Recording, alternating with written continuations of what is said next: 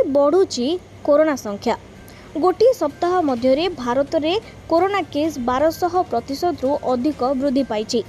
समस्त मन में गोटे प्रश्न, कोरोना वैक्सीन बूस्टर डोज नेला पर भी कहीं कोरोना फेरिला एवं दिनकू दिन कहीं यार संख्या बढ़िबारे लागिछि।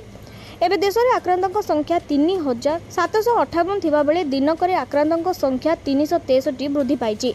केरल, महाराष्ट्र एवं दिल्ली सद्यतम लहर में सबुठारु अधिक प्रभावित राज्य अटे।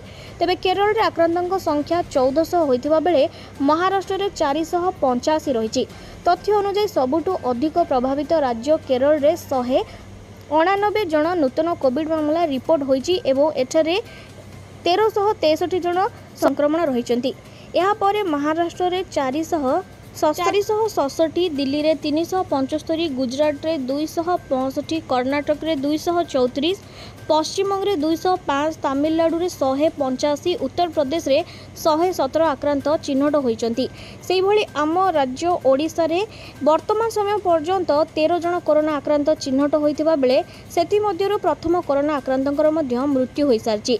Indian council of medical research ICMR कहिछि जे पश्चिम एवं दक्षिण रे नमूना गुड़िकर जीनोम सिक्वेन्स रु जना पड़िछि जे नूतन वेरिएंट ओमिक्रॉन रो सब वेरिएंट रहिछि।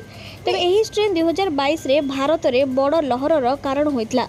एही वेरिएंट गुड़िक हला LF7, XFG, JN1 एवं NB181। तेबे विशेषज्ञ कहिसंती वर्तमान संक्रमण एते गभीर नुहे, चिंतार कोनोसी कारण नहीं। नुआ वेरिएंट आमर पूर्व रोग प्रतिरोधक शक्ति को परास्त करि पारु नाहंती, तेणु निश्चित होई रुहंतु। किंतु यार अर्थ यह नुहे जे आमे कोरोना को अणदेखा करिबा, कारण वर्तमान आम राज्य रे जड़े कोरोना आक्रांतक मृत्यु होबा सह समग्र देश रे मध्य कोरोना आक्रांतक मृत्यु होबा खबर सामना को आसीछि। दिनकू दिन कोरोना आक्रांतक संख्या बढ़िबारे लागिछि।